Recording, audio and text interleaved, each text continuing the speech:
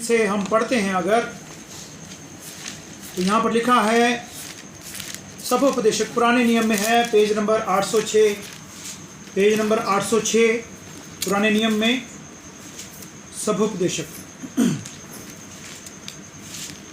यहाँ पर तो प्रभु के वचन में हम ध्यान करेंगे, हर एक बात का एक अवसर और प्रत्येक काम का जो आकाश के नीचे होता है एक समय है, एक समय है।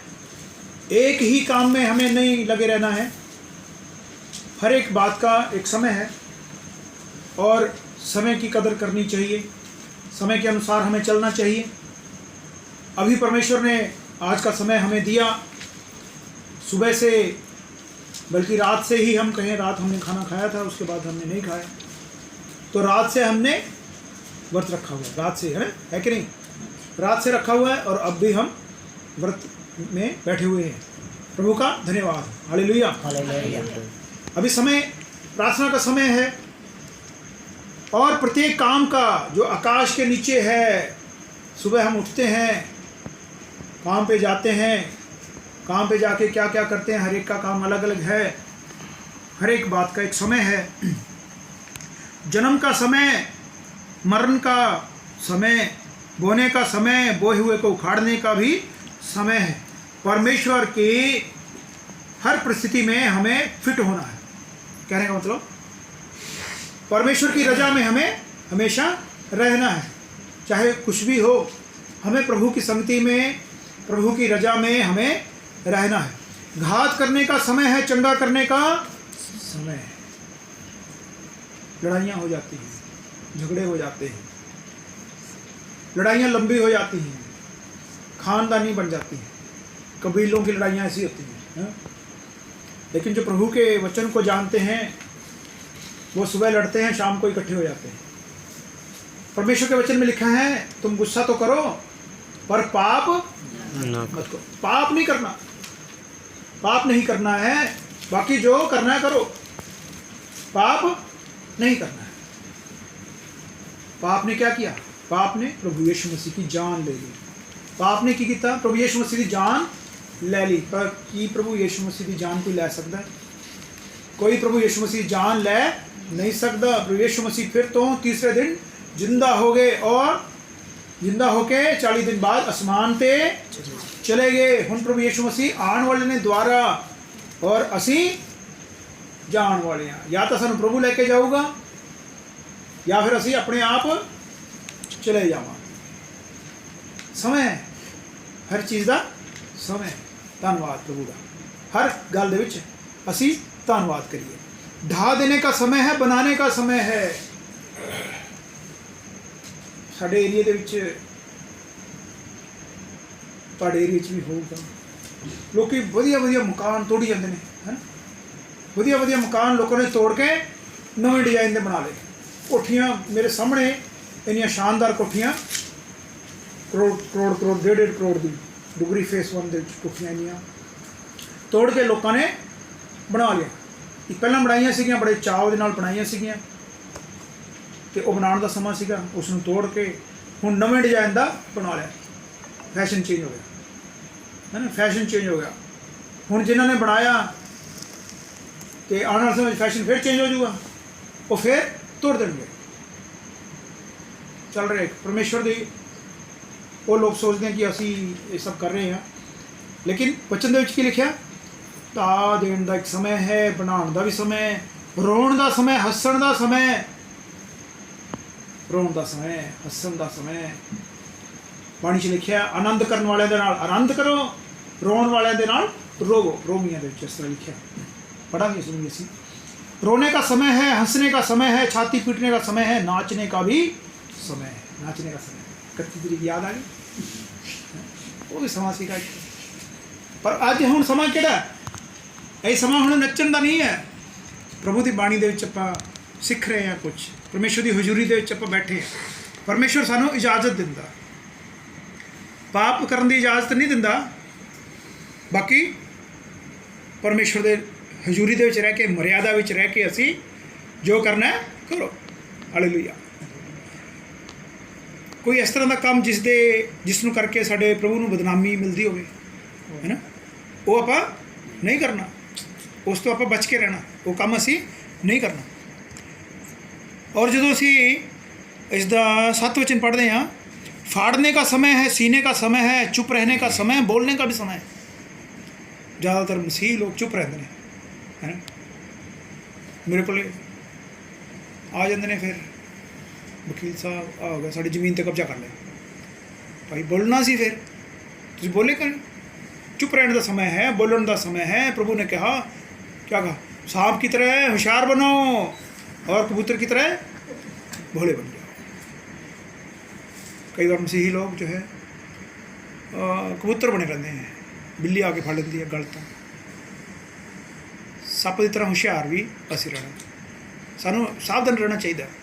परमेश्वर की बाणी कई बार आया, बहुत बार आया, सावधान रहो, जागते रहो, बोलने का समय है, चुप रहने का समय है।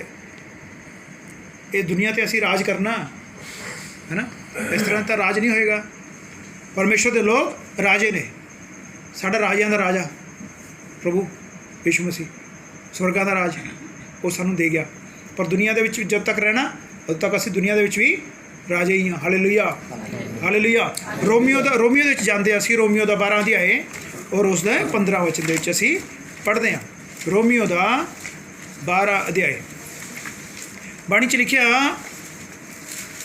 ज्ञान ना होने के कारण मेरी प्रजा नाश हो गई।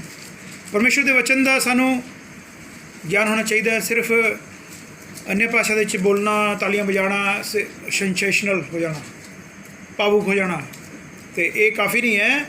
परमेश्वर की बाणी का सानू ज्ञान होना चाहिए है।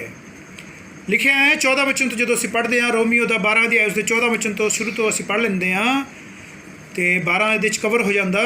अपने सताने वालों को आशीष दो, आशीष दो, शराप ना दो।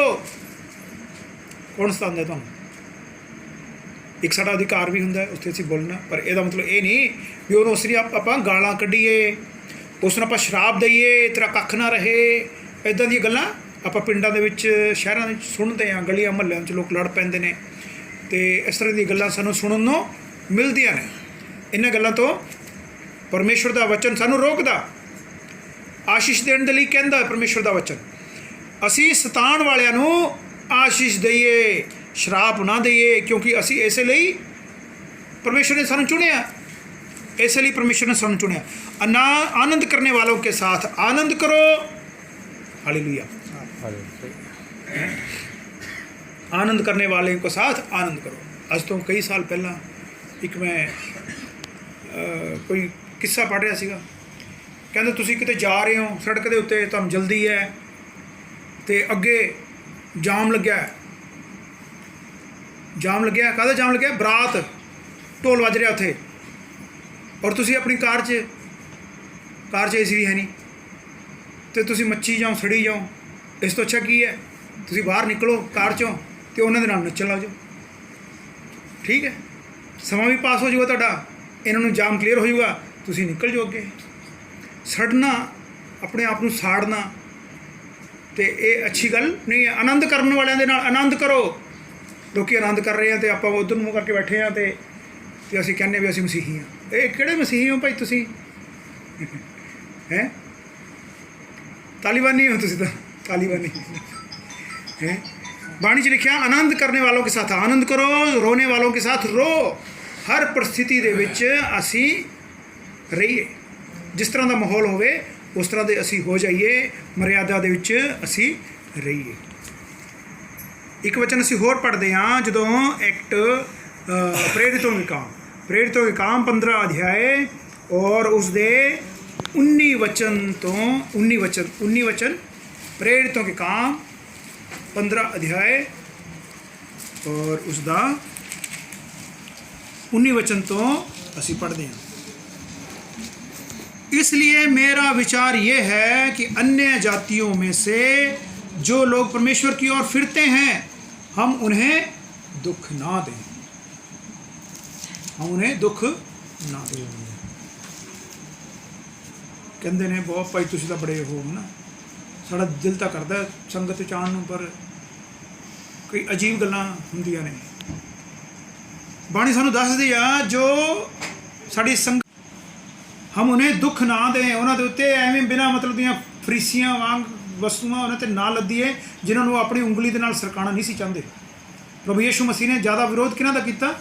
फरीसियां दा, जो धर्म के आगू सी उन्हां दा विरोध किया, जो धर्म सिखाते सी उन्हां दा ज़्यादा पंगा प्रभु यीशु मसीह नाल पिया, आम लोगों का नहीं पिया। आम लोग गल मन लेंदे सी, पर जिहड़े फरीसी सी धर्म के हैं जो हमारे लिए मूर्ति बन जाती है, जिसको हम परमेश्वर से ज़्यादा बढ़ के महत्व देते हैं। मूर्ति सिर्फ ये नहीं कि दीवार पे टंगी है या कहीं रखी हुई है, ना वो हिलती है, ना खाती है, ना पीती है, ना देखती है, उसके आंखें तो हैं, कान तो हैं, नाक तो है, ऐसा वचन में लिखा हुआ है। ना वो खाती है, ना सूंघती है, ना चलती है, ना फिरती है, और वचन में लिखा है उसको मानने वाले वैसे ही हो जाएंगे, ऐसा वचन में लिखा है। लिखा है मूर्ति पूजा से हमें बचना है, व्यभिचार से, और गला घोटे हुए मांस से और लहू से दूर रहना है। ये पुराने नियम से ये बातें परमेश्वर ने सिर्फ 3 आज्ञाएं हमें दी है। 10 आज्ञा कौन मानेगा? फिर कौन मानेगा 10 आज्ञा? अगर एक भी रह गई तो 9, अगर एक भी आपने पूरी नहीं की तो जो 9 आप मानते हैं वो भी खत्म, वो भी 0 हो जाएगी। तो फिर नए नियम में आकर के क्या हुआ? प्रभु के लोगों ने आज्ञाओं को चुना जो जरूरी थी। लिखा गला घोटे हुए मांस से, गला घोट के किसी को मार देते हैं और खून उसका अंदर ही रह जाता है। वचन में लिखा है कि उसका प्राण उसके लहू में है, लिखा ना पुराने नियम में। जो वचन को पढ़ते हैं वो जानते होंगे इस बात को कि प्राण जो है वो लहू दे छुंदा उन्होंने जमीन के उत्ते सुट दो। ਜਿਹੜੇ मीट खाने वाले ने इदा खाओ, गल घोट के किसी ने मार के उसका खून तो बिच ही रह जाए, खून नू खाना ये की है? पाप है। खून नू खाना पाप है, गल घोट के किसी को मार के खाना पाप है, व्यभिचार करना पाप है, मूर्ति पूजा पाप है। इन्हां गल्लां तो असीं बचीए। अगे इसे गल नू फिर तो दोहराया गया 29 वचन दे विच कि तुम मूर्तों पर किए हुए बलि से और लहू से, मूर्तों ने प्रसाद चढ़ाया उस तो आप बची, बलि किया जाता है।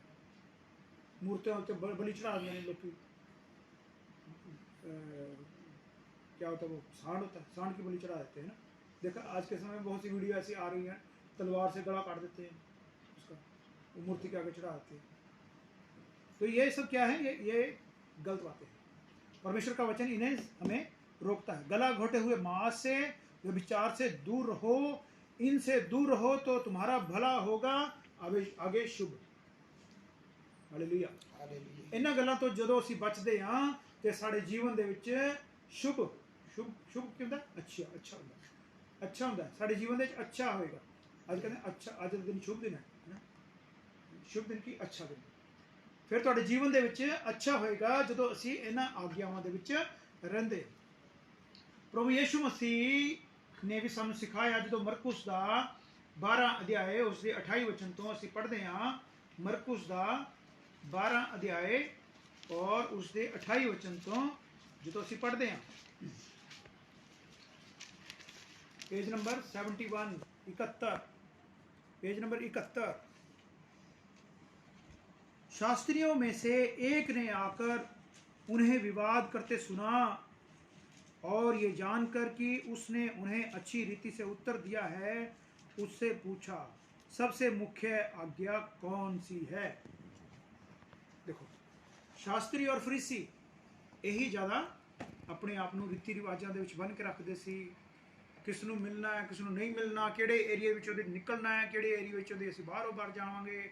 सामरिया दे विच वड़दे नहीं सी, हत्थ धोए बिना कुछ खांदे नहीं सी, दूसरे जिहड़े लोकां नूं उन्हां नूं तुच्छ समझदे सी, अपने आप नूं उच्चा समझदे सी, शास्त्री ते फरीसी। और किसी शास्त्री ने आके पूछा, मुख्य आज्ञा कौन सी है?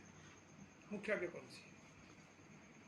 यीशु ने उसे उत्तर दिया, सब आज्ञाओं में से ये मुख्य है, हे इज़राइल सुन, कौन है इजराइल? असी हम हैं इजराइल, चुने हुए लोग, परमेश्वर के चुने हुए लोग हम हैं इजराइल, नए नियम के इजराइल। प्रभु हमारा परमेश्वर एक ही प्रभु है, एक कोई प्रभु है, कोई बहुत सारे नहीं है, एक कोई प्रभु है।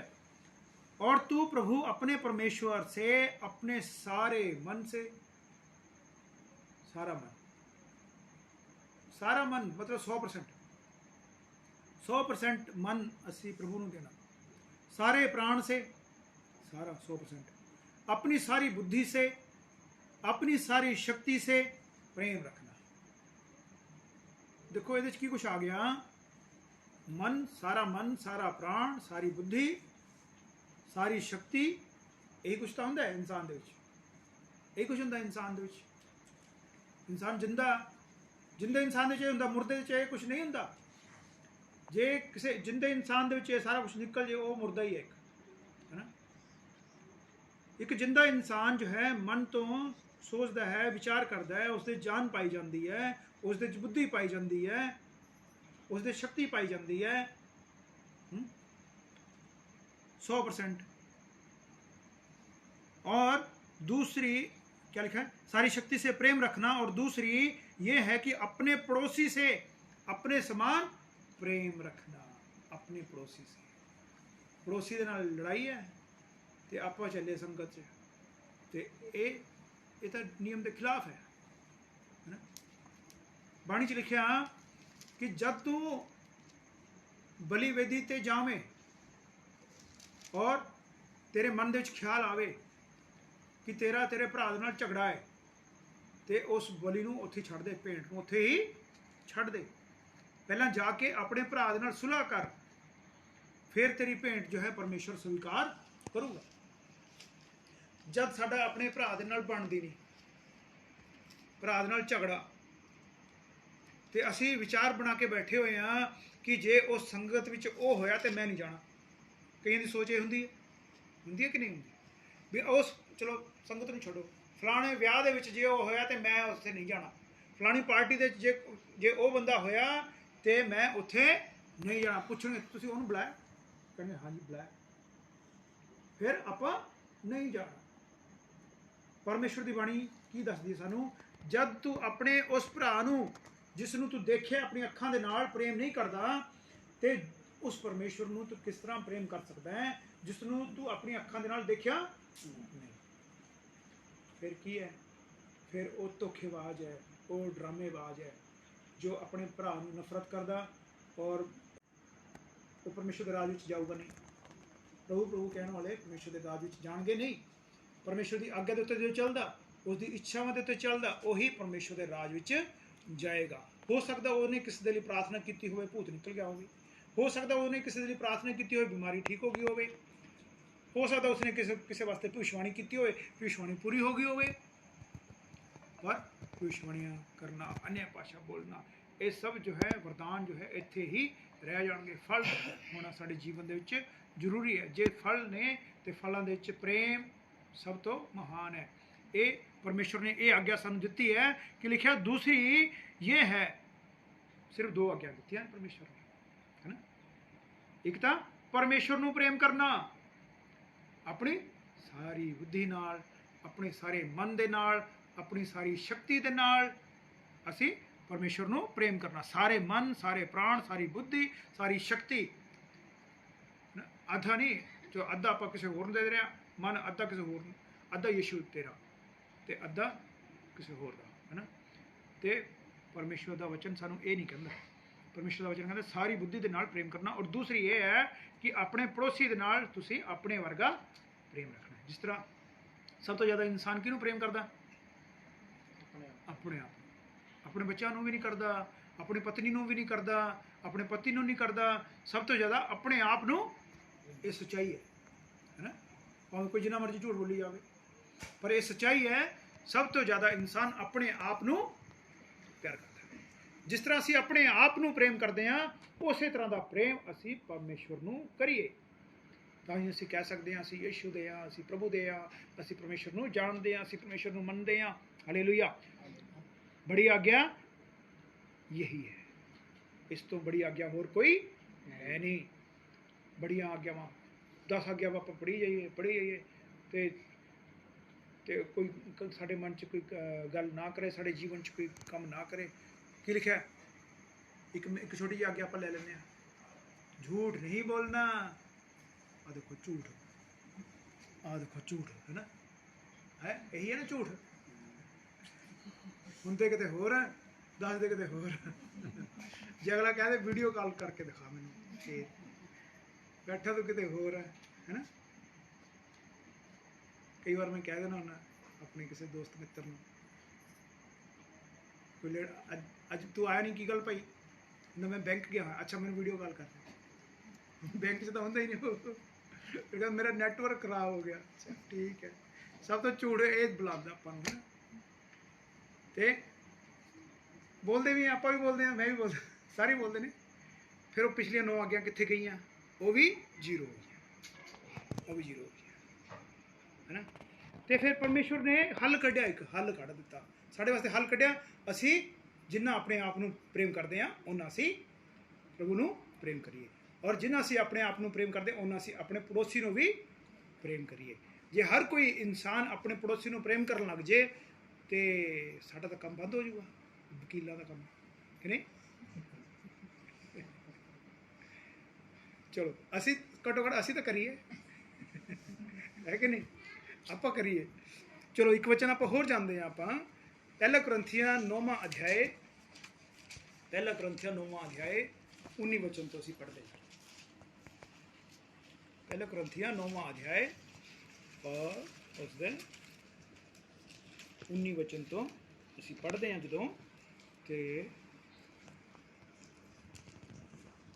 पहला कुरिन्थियां 9वां अध्याय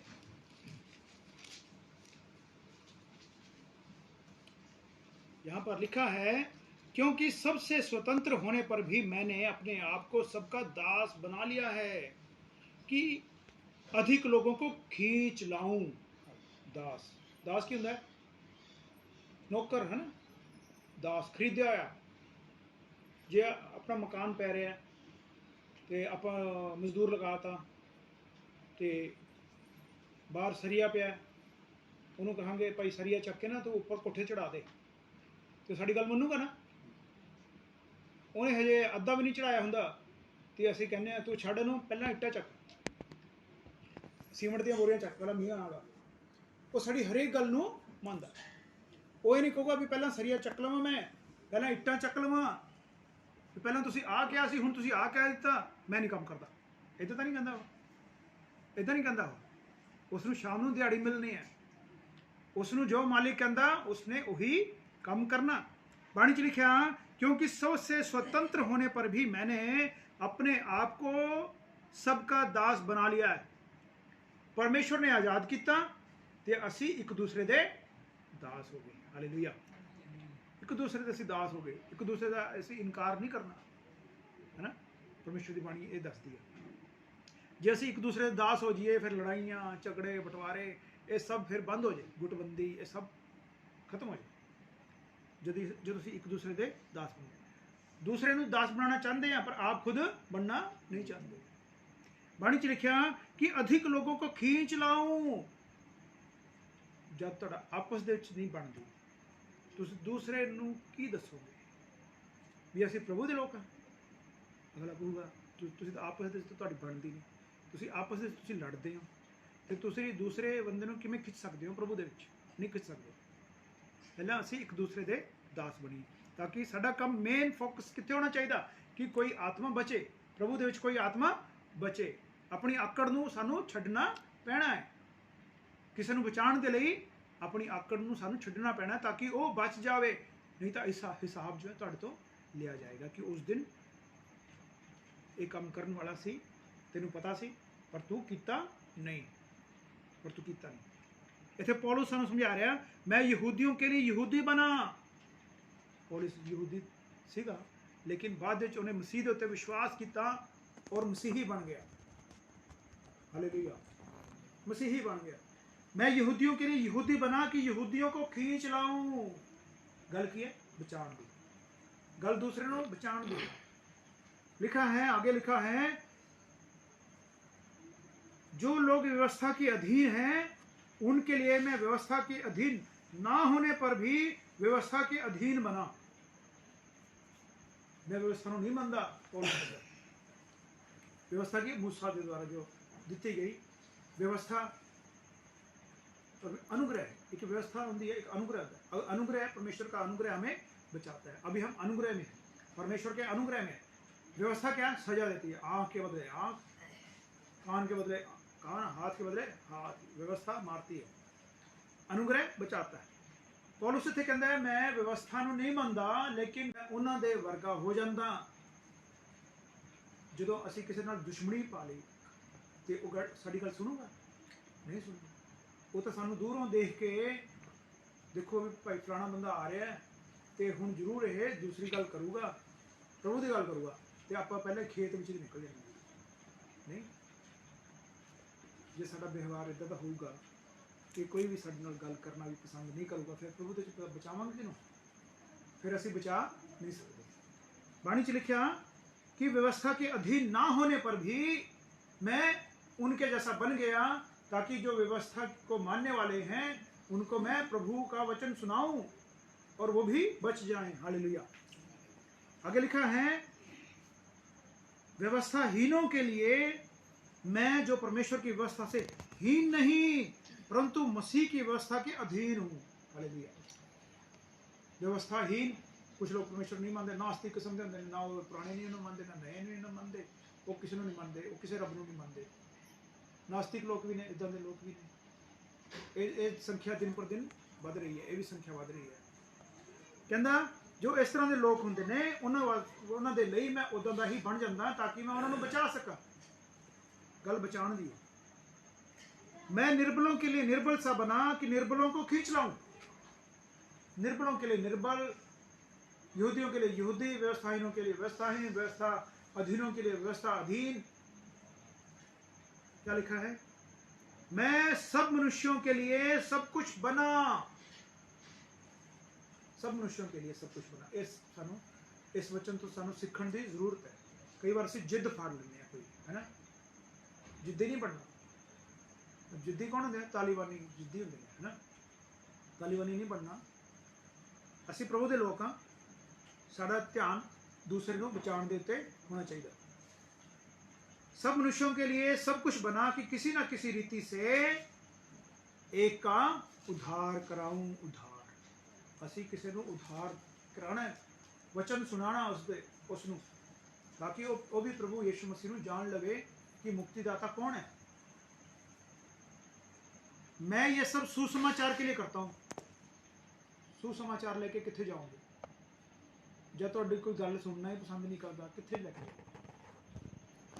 मैं ये सब सुसमाचार के लिए करता हूं कि औरों के साथ उसका भागी हो जाऊं। Hallelujah, hallelujah. सो प्रेम दे विच आपां बने रहिए। परमेश्वर की बाणी जो सानू सिखाती है उस अनुसार असीं चलीए। एवं बिना मतलब अपने ख्यालों के खोए रहना कि आ करना चाहिए तो आ नहीं करना चाहिए, तो कुछ लोग इदां दे ही नहीं। परमेश्वर की बाणी के मुताबिक आप चलीए, उस अनुसार साड़ा जीवन होवे, एक दूसरे को प्रेम करिए। जिस तरह असीं अपने आप को प्रेम करते हैं उस तरह असीं दूसरिया पड़ोसियों को भी प्रेम करिए। हर चीज़ का समय और वो समय के उत्ते ही फिट होती है। एक मैंने चुटकुला याद आ गया। समा एक टीम सी, वो जो है वह काम सीगा मकाना से जाना। मकान ने मकान मकान से जाते सी। अजकल तो किसी को रोना नहीं आता, भैन मकान देते है ना, वो स्टाइल के नाल रोंदियां ने घुंड कट के। ते उन्होंने ट्रेनिंग इदा दी हुई सी। वो फिर खुशी के मौके पर भंगड़े भी पाते सी, है ना? ट्रेनिंग कुछ इदा दी। तो एक जगह तो बुकिंग आ गई, किसी जगह तो कोई मर गया और किसी जगह तो ब्याह सीगा। तो दोनों आपस के उल्टा पुलटा हो गया। जिथे मकान वाले जाने से उत्थे तो ब्याह वाले चले गए। तो मकान मरे हुए के घर जाके भंगड़े पान लग गए, तो जिन्हों का ब्याह से उत्थे जाके कीरने पान लग गए। तो परमेश्वर की बाणी सानू की सिखाती है? हर चीज़ का एक समय है, अवसर है। असी उस समय के अनुसार, अवसर के अनुसार ਅਸੀਂ ਚੱਲਣਾ। ਨੱਚਣ ਦਾ ਸਮੇਂ ਹੈ, ਪਰਮੇਸ਼ਰ ਦੀ ਬੰਦਗੀ ਕਰਨ ਦਾ ਸਮੇਂ ਹੈ, ਆਨੰਦ ਕਰਨ ਦਾ ਸਮੇਂ ਹੈ, ਔਰ ਰੋਣ ਦਾ ਸਮੇਂ ਹੈ, ਹੱਸਣ ਦਾ ਸਮੇਂ, ਢਾਣ ਦਾ ਸਮਾਂ, ਬਣਾਉਣ ਦਾ ਸਮਾਂ, ਹਰ ਚੀਜ਼ ਦਾ ਇੱਕ ਸਮਾਂ। ਪਰਮੇਸ਼ਰ ਦੀ ਹਜ਼ੂਰੀ ਦੇ ਚੱਕਰ ਰਹੀਏ, ਮਰਿਆਦਾ ਵਿੱਚ ਰਹੀਏ। ਸਾਡਾ ਜਿਹੜਾ ਕ੍ਰੋਧ ਹੈ ਉਹ ਲੰਬਾ ਨਾ ਚਲਾ ਜਾਵੇ। ਸਭ ਕੁਝ ਕਰੋ, ਕ੍ਰੋਧ ਵੀ ਕਰੋ, ਪਰ ਪਾਪ ਨਾ। ਹਾਲੇਲੂਇਆ। ਪਾਪ ਤੋਂ ਅਸੀਂ ਬਚ ਕੇ ਰਹਿਣਾ। ਪਾਪ ਕੀ? ਮੂਰਤੀ ਪੂਜਾ, ਵਿਚਾਰ, ਗਲੇ ਘੁੱਟ ਹੋਏ, ਮਾਸ, ਲਹੂ ਹੈ। ਇਹ ਚੀਜ਼ਾਂ ਪਰਮੇਸ਼ਰ ਦਾ ਵਚਨ ਸਾਨੂੰ ਸਿਖਾਉਂਦਾ ਹੈ। ਆਪਣੇ ਪੜੋਸੀ ਨਾਲ ਪ੍ਰੇਮ। ਅਸੀਂ ਆਸ਼ੀਸ਼ ਦੇਣ ਦੇ ਲਈ ਚੁਣੇ ਗਏ ਹਾਂ। ਸ਼ਰਾਪ ਕਿਸੇ ਨੂੰ ਆਪਾਂ ਨਾ ਦਈਏ। ਅਸੀਂ ਹਮੇਸ਼ਾ ਪ੍ਰਭੂ ਦੀ ਹਜ਼ੂਰੀ ਦੇ ਵਿੱਚ, ਪ੍ਰਭੂ ਦੇ ਵਚਨਾਂ ਦੇ ਵਿੱਚ ਆਪਾਂ ਬਣੇ ਰਹੀਏ। Hallelujah, hallelujah, hallelujah, hallelujah. ਅੱਜ ਅਸੀਂ ਪ੍ਰਾਰਥਨਾ ਕਰਦੇ ਹਾਂ। ਸਰਵਸ਼ਕਤੀਮਾਨ ਪ੍ਰਭੂ ਯਿਸੂ, ਤੇਰੀ ਮਹਿਮਾ ਵਡਿਆਈ ਕਰਦੇ ਹਾਂ, ਤੇਰੇ ਨਾਮ ਨੂੰ ਉੱਚਾ ਕਰਦੇ ਹਾਂ। ਅੱਜ ਦੇ ਦਿਨ ਸਮੇਂ ਦੇ ਲਈ ਸ਼ੁਕਰ ਕਰਦੇ ਹਾਂ, ਧੰਨਵਾਦ ਕਰਦੇ ਹਾਂ। ਪ੍ਰਭੂ ਜੀ, ਤੇਰੀ ਹਜ਼ੂਰੀ ਦੇ ਵਿੱਚ ਅਸੀਂ ਬੈਠੇ, ਤੇਰੀ ਬਾਣੀ ਦੇ ਵਿੱਚ ਅਸੀਂ ਸਿੱਖਿਆ। ਪ੍ਰਭੂ ਜੀ, ਸ਼ੁਕਰ ਕਰਦੇ ਹਾਂ, ਧੰਨਵਾਦ ਕਰਦੇ ਹਾਂ। ਆਦਰ ਮਹਿਮਾ ਤੁਹਾਡੇ ਨਾਮ ਨੂੰ ਦਿੰਦੇ ਹਾਂ। ਸਾਡਾ ਪ੍ਰਭੂ ਯਿਸੂ ਮਸੀਹ ਗਾਣਾ ਵਜਾਣਾ, ਪ੍ਰਭੂ ਜੀ ਸਤੁਤੀ ਭਜਨ ਸਭ ਤੇਰੀ ਹਜ਼ੂਰੀ ਦੇ ਵਿੱਚ ਪਹੁੰਚ ਗਏ। ਪ੍ਰਭੂ ਜੀ, ਅਸੀਂ ਵਿਸ਼ਵਾਸ ਕਰਦੇ ਹਾਂ ਜੋ ਪ੍ਰਭੂ ਜੀ ਅਸੀਂ ਪ੍ਰਾਰਥਨਾਵਾਂ ਇਸ ਜਗ੍ਹਾ ਤੇ ਕੀਤੀਆਂ, ਬਿਮਾਰਾਂ ਲਈ ਪ੍ਰਾਰਥਨਾ ਕੀਤੀਆਂ, ਪ੍ਰਭੂ ਜੀ ਉਹ ਵੀ ਤੁਸੀਂ ਸੁਣ ਲਈਆਂ। ਅਸੀਂ ਸ਼ੁਕਰ ਕਰਦੇ ਹਾਂ, ਧੰਨਵਾਦ ਕਰਦੇ ਹਾਂ, ਵਿਸ਼ਵਾਸ ਕਰਦੇ ਹਾਂ। ਪ੍ਰਭੂ ਜੀ, ਅਸੀਂ ਵਿਸ਼ਵਾਸ ਕਰਦੇ ਹਾਂ ਆਉਣ ਵਾਲੇ ਸਮੇਂ ਦੇ ਵਿੱਚ ਬਹੁਤ ਵੱਡੀਆਂ ਗਵਾਹੀਆਂ ਪ੍ਰਭੂ ਜੀ ਸਾਡੇ ਵਿੱਚੋਂ ਉੱਠਣਗੀਆਂ ਜੋ ਤੇਰੇ ਨਾਮ ਨੂੰ ਮਹਿਮਾ ਦੇਣਗੇ। ਪ੍ਰਭੂ ਜੀ, ਆਏ ਹੋਏ ਸਾਰੇ ਭਾਈ ਭੈਣਾਂ ਨੂੰ, ਬੱਚਿਆਂ ਨੂੰ, ਬਜ਼ੁਰਗਾਂ ਨੂੰ ਪ੍ਰਭੂ ਜੀ ਤੁਹਾਡੇ ਹੱਥੋਂ ਸੌਂਪਦੇ ਹਾਂ। ਤੁਹਾਡੀਆਂ ਆਸ਼ੀਸ਼ਾਂ ਮੰਗਦੇ ਹਾਂ, ਬਰਕਤਾਂ ਮੰਗਦੇ ਹਾਂ। ਹਰੇਕ ਦੇ ਜੀਵਨਾਂ ਵਿੱਚ ਤੁਹਾਡਾ ਵੱਡਾ ਕੰਮ ਹੋਵੇ। ਸਭ ਨੂੰ ਚਲਾਉਣਾ, ਸਭ ਨੂੰ ਸੰਭਾਲਣਾ। ਪ੍ਰਭੂ ਯਿਸੂ ਮਸੀਹ, ਤੇਰੀ ਬਾਣੀ ਦੇ ਅਨੁਸਾਰ ਅਸੀਂ ਚੱਲੀਏ। ਸਾਡਾ ਉੱਠਣਾ, ਬੈਠਣਾ, ਚੱਲਣਾ, ਫਿਰਨਾ ਤੇਰੇ ਵਚਨ ਦੇ ਅਨੁਸਾਰ ਹੋਵੇ। ਧੰਨਵਾਦ, ਆਦਰ ਮਹਿਮਾ ਤੁਹਾਡੇ ਨਾਮ ਨੂੰ ਦਿੰਦੇ ਹਾਂ। ਸਾਡੀ ਪ੍ਰਾਰਥਨਾ ਨੂੰ ਸੁਣਨ ਦੇ ਲਈ ਸ਼ੁਕਰ ਕਰਦੇ ਹਾਂ। ਇੱਕ ਵਾਰ ਫਿਰ ਤੋਂ ਪ੍ਰਭੂ ਜੀ, ਆਈ ਹੋਈ ਸਾਰੀ ਸੰਗਤ ਨੂੰ, ਇਸ ਘਰ ਨੂੰ, ਪਰਿਵਾਰ ਨੂੰ, ਇਸ ਘਰ ਵਿੱਚ ਰਹਿਣ ਵਾਲੇ ਸਾਰੇ ਭਾਈ ਭੈਣਾਂ, ਬੱਚਿਆਂ, ਬਜ਼ੁਰਗਾਂ ਨੂੰ ਤੁਹਾਡੇ ਹੱਥ ਸੌਂਪਦੇ ਹਾਂ। ਤੁਸੀਂ ਆਪ ਚਲਾਉਣਾ, ਅਗਵਾਈ ਕਰਨਾ। ਤੁਹਾਡੀ ਪਵਿੱਤਰ ਆਤਮਾ ਸਾਨੂੰ ਸਭ ਨੂੰ ਚਲਾਵੇ, ਅਗਵਾਈ ਕਰੇ। ਧੰਨਵਾਦ, ਆਦਰ ਮਹਿਮਾ ਪ੍ਰਭੂ ਯਿਸੂ ਮਸੀਹ ਦੇ ਨਾਮ ਨੂੰ ਦਿੰਦੇ ਹੋਏ ਸਭ ਕੁਝ ਪਿਤਾ, ਪੁੱਤਰ, ਪਵਿੱਤਰ ਆਤਮਾ, ਪ੍ਰਭੂਆਂ ਦੇ ਪ੍ਰਭੂ ਯਿਸੂ ਮਸੀਹ ਦੇ ਪਵਿੱਤਰ ਨਾਂ 'ਚ ਅਸੀਂ ਮੰਗਦੇ ਹਾਂ। ਸੁਣੋ ਤੇ ਕਬੂਲ ਕਰੋ। ਆਮੀਨ, ਆਮੀਨ। ਹੁਣ ਸਾਡੇ ਪਰਮੇਸ਼ਰ ਦਾ ਪ੍ਰੇਮ, ਪ੍ਰਭੂ ਯਿਸੂ ਮਸੀਹ ਦਾ ਅਨੁਗ੍ਰਹਿ, ਪਵਿੱਤਰ ਆਤਮਾ ਦੀ ਸੰਗਤ ਹਮੇਸ਼ਾ ਤੱਕ ਸਾਡੇ ਸਾਰਿਆਂ ਦੇ ਨਾਲ, ਪ੍ਰਭੂ ਯਿਸੂ ਮਸੀਹ ਦੂਸਰੀ ਆਮਦ ਤੱਕ ਹੁੰਦੀ ਰਹੇ। ਆਮੀਨ। Hallelujah, hallelujah, hallelujah, hallelujah. ਪ੍ਰਭੂ ਯਿਸੂ ਮਸੀਹ ਦੇ ਲਹੂ ਦੀ ਜੈ, ਪ੍ਰਭੂ ਯਿਸੂ ਮਸੀਹ ਦੇ ਲਹੂ ਦੀ ਜੈ। ਜੈ ਮਸੀਹ।